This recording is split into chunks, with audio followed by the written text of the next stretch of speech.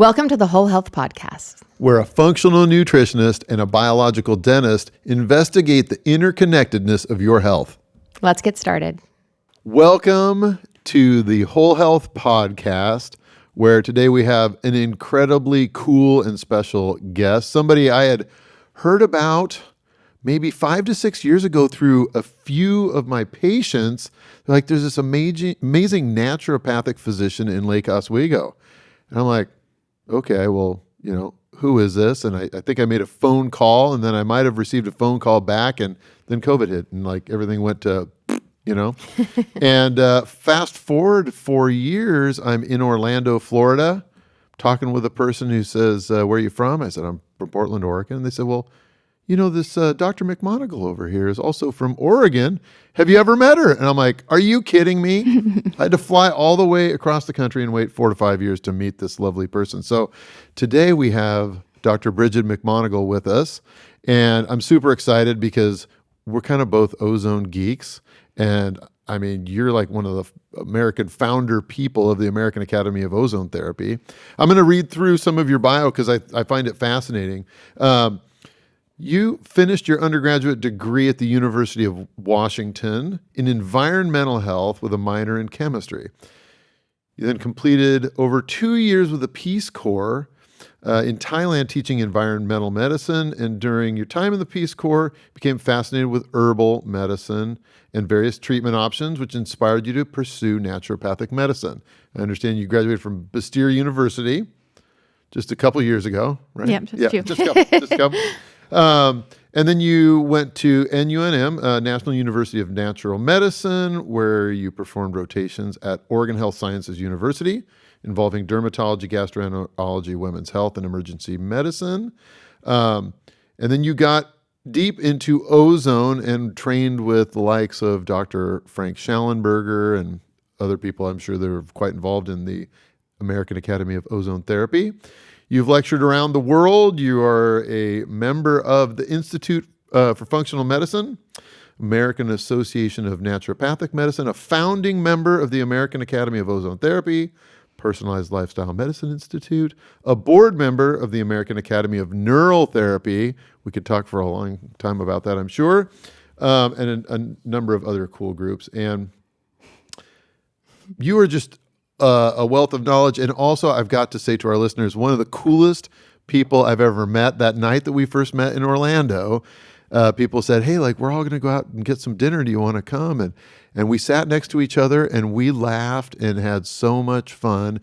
You're just an all-around super cool gal. So glad to have you on the Whole Health Podcast. Thank you for joining us. Thank you. Absolutely. So to start off with, well, I'm curious because I am an ozone nerd. How did you steer in that direction? And I'm also curious, was it even a part of your educational background at Bastyr? That's a great question. So in school, I remember not hearing about ozone at all, except one alternative medicine, like HIV alternative medicine class. It was an elective. It was a super hard class. We had to memorize all the HIV meds and all that. But they mentioned rectal ozone and HIV treatment. And I just thought that's not really probably a focus of my practice. And, I don't see myself I wanted to focus on more, holistic functional medicine. And so I didn't think that much of it. And then I remember doing a rotation at Jonathan Wright's clinic at the Tahoma Clinic back in the day. So this is probably, I don't know, 2001, something like that. And I saw these people hooked up to these light boxes and they're doing these IVs. And I was like, what in the heck is that? Didn't see this at any of my school shifts. And so many patients said, it's ozone therapy, ultraviolet light therapy. It's the only thing that's ever helped me. So I just logged that in the back of my head for several years. And then I had a friend of mine who was leaving Oregon to practice in California, and he did a lot of ozone therapy, and he said, you have to meet Dr. Frank Schallenberger, go to his conference. And I thought, I can't go to one more conference. I go to so many conferences, I can't do it. So I happened to be at Best Answer for Cancer conference, and Dr. Schallenberger was sitting next to me. And I asked him a very dumb question about ozone therapy. And then he was one of the only doctors in that conference that was asking educated questions. And so that got my attention. So I sat with him at lunch, picked his brain, went to the next conference. But what really got my attention was I had some foot pain. I played lots of soccer and really active. And I would kick a soccer ball. I'd hobble off a field, like 9 out of 10 pain, couldn't play soccer, got a little chubby because I wasn't exercising, feeling frustrated. My toe would hit the sheet at night, wake me up, super painful. I got an x-ray and they said, if I didn't know you better, I'd say you have gout. And I was like, I most definitely don't have gout. And it was just this mangled up toe joint. And so at the conference, Dr. Schallenberger injected my toe just under the skin. And I hate needles. I hate receiving needles. I like offering them, but I don't like receiving them. So I was all sweaty and nervous and embarrassed. And so 2 weeks later, I was back on 5 soccer teams. Felt great. I since maybe did 3 or 4 injections on myself and on my foot. And then I hurt my other foot in soccer, maybe 8-10 years later. And I got that x-ray along with my other foot because I thought, well, I just want to see what it looks like. And I thought they printed the wrong x-ray of my foot, like my right foot twice. But it was my left foot and my right foot, and they both looked perfect. And so that is an amazing change. So just getting out of pain is what really got me into ozone therapy. Wow. Yeah, that's pretty incredible, especially to see the structural improvements from It was the ozone. massive. Okay, so I'm a little ozone ignorant, I admit. Ozone is a conversation in our clinic all the time. We have people that actually know how it works and what it does. I'm not one of them. Can you just tell me, how does it actually work? Sure. I'll tell you what I tell patients. Great. So if I have an engineering patient, a patient who's an engineer, I'll give them some textbook resources to read and I'll show them some studies. But that's not what most of my patients want. So they want relatable, explainable, how does this work? So basically with aging, chronic disease, many pharmaceuticals, injuries, we have decreased oxygen utilization.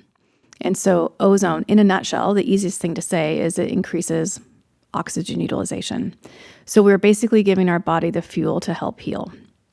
So we see increased number of mitochondria, how your mitochondria function. We see red blood cells get more flexible. They're less sticky. So you're getting oxygenation deeper into tissue beds. Joints don't have a lot of blood flow. So joint pain often gets better with ozone therapy. We get a lot of immune modulation. So that's really great for chronic infections, chronic fatigue. I tell people it's basically like exercise in a bottle. And a lot of people aren't exercising because they're sick. It's super safe, non-toxic. I've not had one single negative response with a patient since I've been doing it. So I've heard about it being used so often in complex chronic disease or infections. And so can you just dive into that a little bit more around how it functions with regards to the immune system and those persistent infections? Sure. So if we put, say, some infectious material on the tabletop and we blast it with ozone, that's much different than what we're doing in the body. So we're exposing your blood to ozone in a bag. So there's some direct antimicrobial effect to some of the red blood cells in the bag, but it's really causing a cascade of events for your body to start functioning better. So we're increasing NAD, which is basically energy, right? So mitochondrial energy is how we're basically healing. So we're also affecting cytokines. We're basically telling your body how to help heal again. And so if your immune system is not seeing infections, if your immune system's too deranged to fight infections, ozone therapy is basically like lighting a fire to get you going, if that makes sense. Yeah. That's how I explain It's it. fascinating. So cool. You know, it's interesting because like in my own learning and it's some other conversations that we've had, seems like there are these kind of similar themes of biological stimulation, for lack of a better term, you know, like photobiomodulation. I want to also tap into you to learn more about neural therapy because as I understand, like that's having some energetic impacts and such. So like if you'd share with us, I know you own your own practice. Would you tell us the name of your practice? Sure. Lake Oswego Health Center. Lake Oswego. Yeah. It's a beautiful clinic. I've had the opportunity to hang out with your team and it's just a great space. Tell us how you're utilizing these things. What are some of these modalities that you're using to elevate people's wellness? Sure.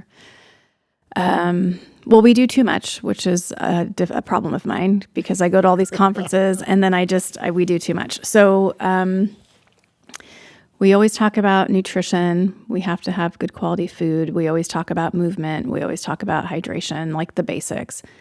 But that stuff doesn't work anymore. So it's important. But when I was first in practice, it was very impactful, and now not so much. I mean, it's super important, but I find it's just not enough. So we do ozone therapy. I love methylene blue and use that quite a bit. We do a lot of photobiomodulation, so using light therapy. We do a lot of hormone balancing. We do a lot of gut work with microbiome. We have a hyperbaric oxygen chamber. So many gadgets that we have. Yeah, it's really cool. What? Do you have something? I was going to say, I can understand why you two connect so much. You're gadget people, and it's so amazing to be on that cutting edge of the technologies available to us and really investing the time and understanding how they work. Yeah. What I love about it is, yes, technologies, and yet, like, what could be simpler than oxygen? Right. And that's really what in our practice, looking at the quality of water we have, how we use light, creating pulsed electromagnetic fields, things like that. And lo and behold, it even improves people's quality of experience in dentistry. What a concept. Tell me more about your neural therapy experience. Like, how did you get into neural therapy, and tell our listeners, what is it? Neural therapy was developed in the 1920s in Germany. Mostly we would use procaine and anesthesia. So it's a very clean anesthesia. It helps to reset nerve cell depolarization, helps to detox cell membranes. And so I went to a conference when I was in school, and a doctor was putting on some trigger point injections. That's kind of what started my path down putting needles in people, because I saw acute, like, pain get so much better than acupuncture or massage could do, which I like those therapies too. But so in the conference, there was a fellow attendant who had a really bad appendix scar. And in school, I didn't learn anything about scars. Who cares about a scar unless maybe somebody's upset with how someone looks? So it had a really red-looking scar, super old scar, not infected, just red. And so the doctor, he had some right shoulder range of motion issues. So the doctor injected the scar, and then he had full range of motion afterwards. And I thought that was pretty cool. So what gets my attention is when I physically see a difference in somebody. So let's say, back pain, I can't prove someone has less back pain. Like if you tell me you injected my back and I have less back pain, we just believe you, right? But with someone being able to fully move their arm when they couldn't, that's pretty impactful. So that got me really obsessed with scar therapy, which is how I got into neural therapy. So I've treated a lot of women with C-section scars that 20 years later, they're having SI joint pain, so low back pain. We treat their C-section scar and they have no more SI joint pain. And then they're mad because they've spent 10 years in physical therapy, and the PT is great, but we also could inject the scar. I had a publisher of a book I wrote. She had really bad frozen shoulder. And in front of a whole group, I was super cocky and I was like, well, just come get some neural therapy and we'll fix it. And then later I thought, oh God, I hope this works, because I was in front of a lot of people. And so she flew to the clinic from the East Coast. And what I didn't know about her frozen shoulder is she had really extensive breast reduction scars. And so I don't know how long after that surgery, but she got frozen shoulder. PT, nothing was working. And so we worked on all those scars. And then for years, she would send me photos at different coffee shops and dentist's office where she would just have her arm up, showing off her range of motion. That's great. So scar stuff is probably one of my favorite things about neural therapy, but also you can treat the autonomic nervous system. You can treat local areas of pain too. It's a pretty cool treatment, not very well utilized in the United States. Yeah, I got to say, like, in my time at the American College of Integrative Medicine and Dentistry, it was touched on very lightly.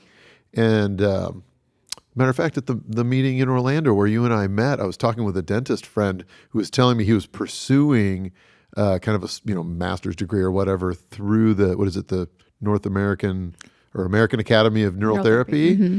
And I'm like, okay, how did I not hear of this group? Because this sounds awesome. And we have found in our, through the dental lens, providing neural therapy injections alongside spaces where we suspect, maybe there's a connection with this root canal or this area of bone that looks unhappy on a 3D cone beam X-ray. I have been blown away by the symptoms that we have seen dissipate, usually for about 48 to 72 hours, because the area of pathology remains in their mouth, but literally full-blown skin rashes that within 6 hours are gone. Wow. And I'm like, boy, wouldn't this be a nice thing to add to the dental curriculum, Because we're all, in dentistry, we're already injecting anesthetics. If there's something most of us are expert at, it's being kind with needles. Because I'm like you, I don't like getting poked either, and I don't think anybody does. Well, I believe I think it's in Columbia, where in their medical school program, they have a 2-year track that's only neural therapy. Wow. So that's all they do. And so the last conference I went to, the women presented cases of people who had permanent nerve damage after car accidents or stabbings or shootings. And, years later, no change. And they did neural therapy only. They could only be allowed to do neural therapy, and people were significantly better. It's a really cool treatment. Wow. Yeah. It reminds me of, I had a conversation maybe 12 years ago with a chiropractor. I was leasing some space in my office to him, and as we were getting to know each other, he understood I had I think 3 knee surgeries at that point. And we were talking about how the statistics around, if people see a healthcare provider who's looking at the root cause and biostimulation type techniques, 95% of the time they won't need surgery.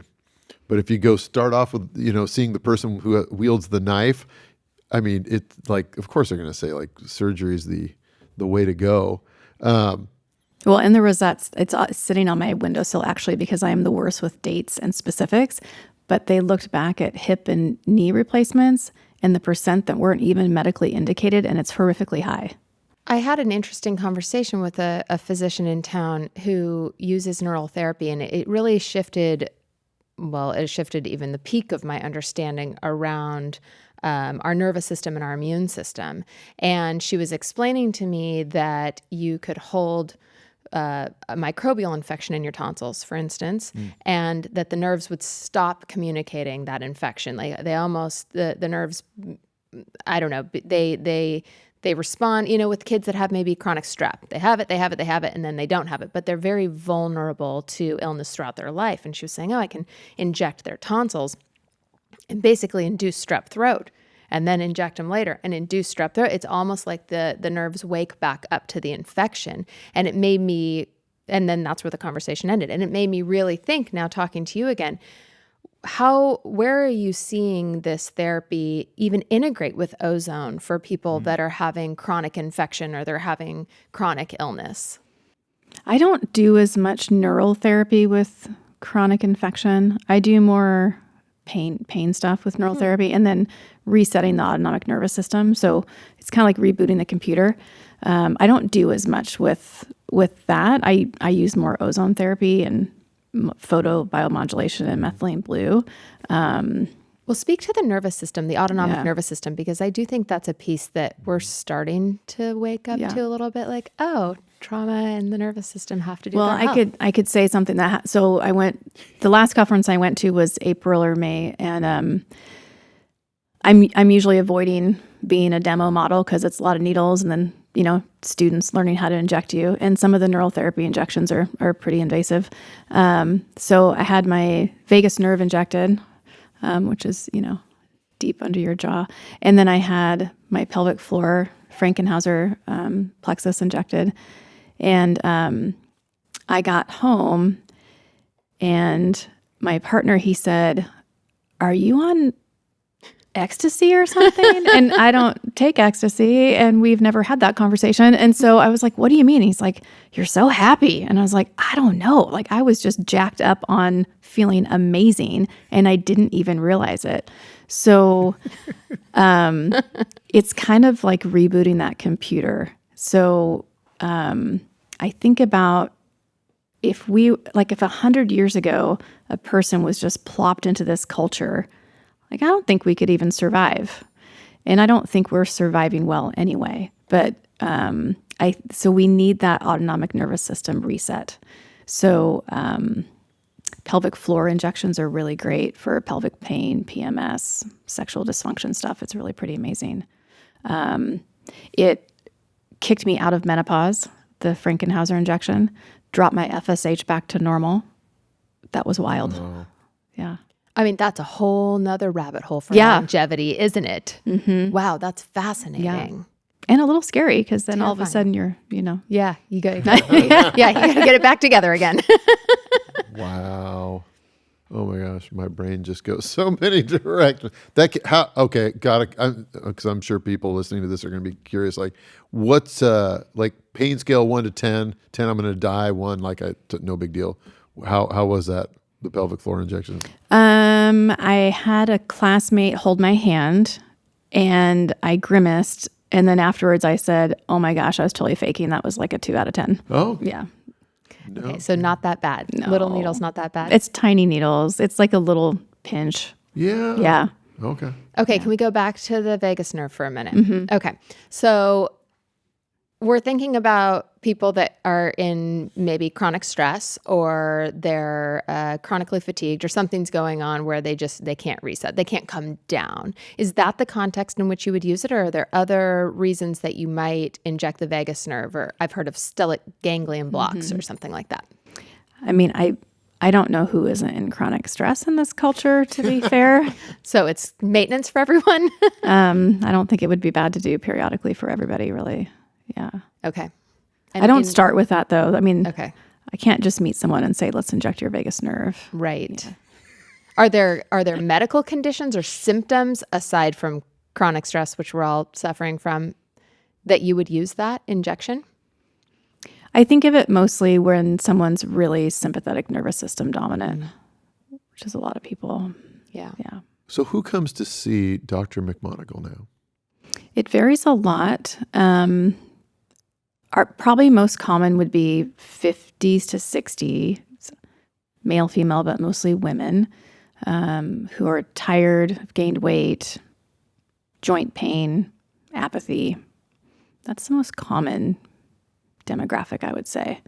And I have a case, if you let me read it real quick. Oh, I'd love to hear it. Okay. I wrote it down just because I don't want to mess it up. No, please. So this would be, since you asked, this is a perfect example. So she came in 72. She came in October 3rd, just recently.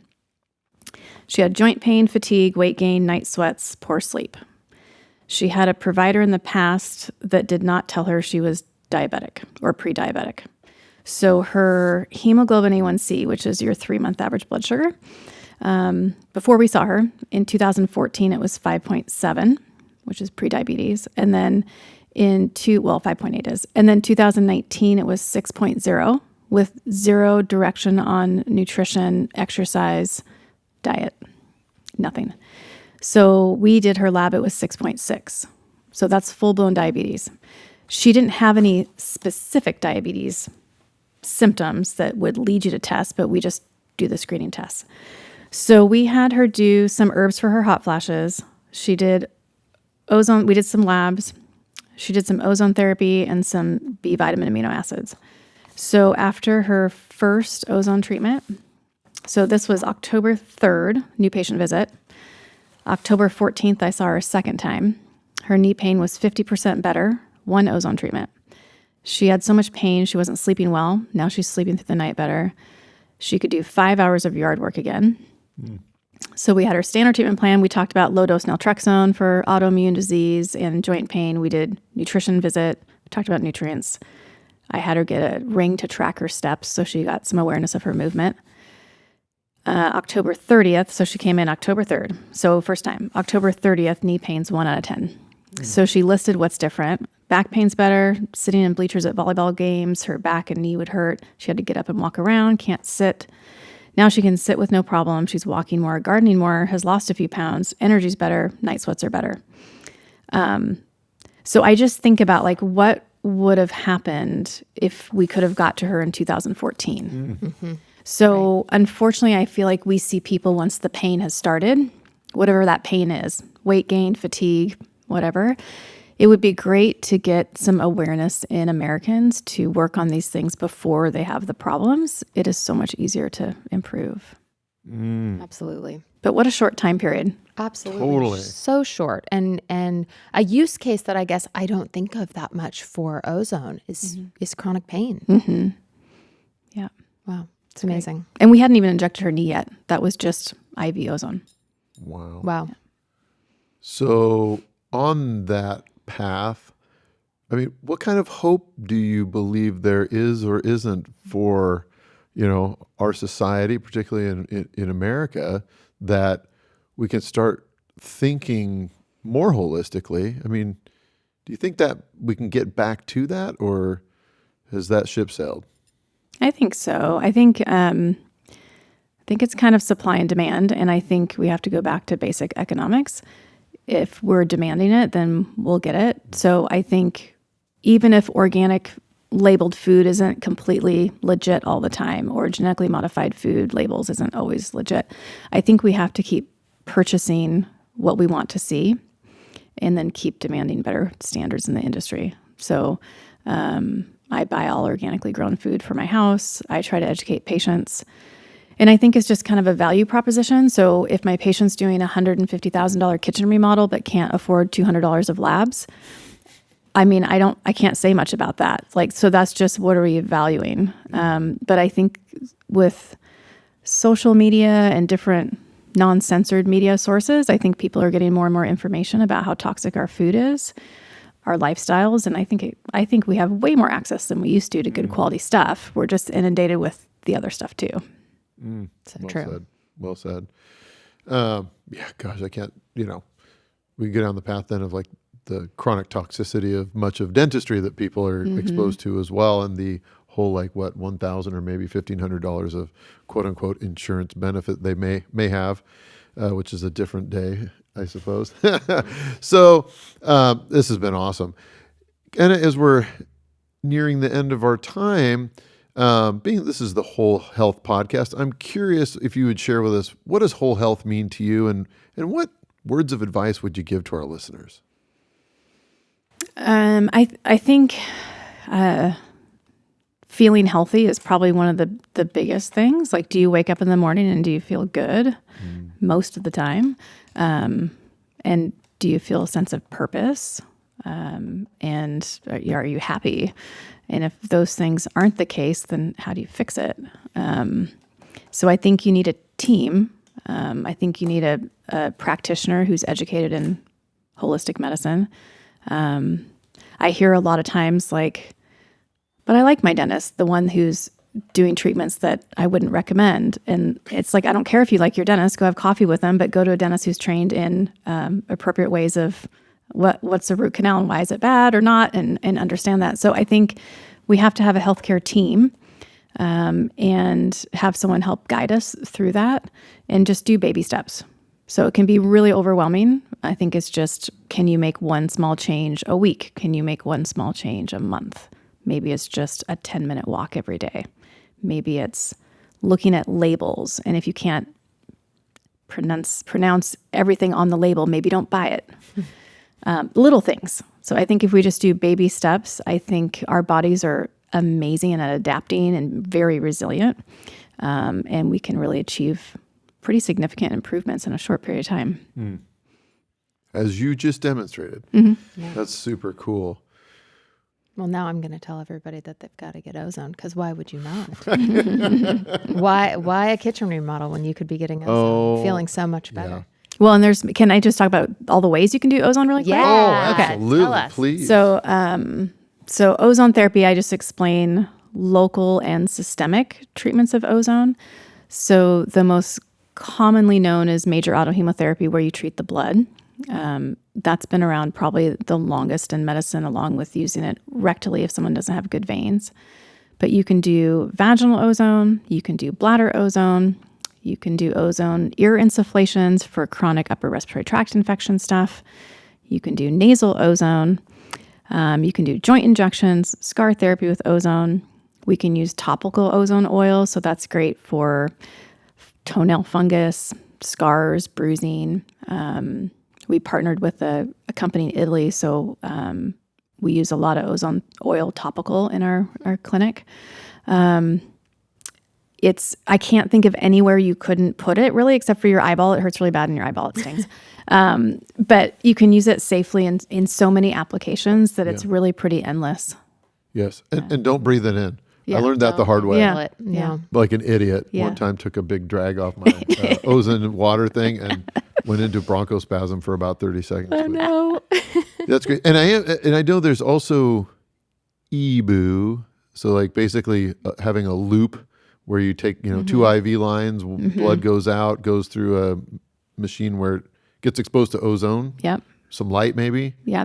And then that one's hard because you gotta have good veins too. So, yeah. Okay. Mm-hmm. So we do hyperbaric ozone treatment where we're getting a lot more blood and ozone treated. But I find the original uses of ozone is a lot less ozone and less blood, and it's kind of the American way that more is better. We have Starbucks on every corner, so I think sometimes we overshoot the mark and we need to rein it in a little bit. And also, it's more expensive to do some of the treatments, so why not start smaller? Because you may not have to do those other treatments.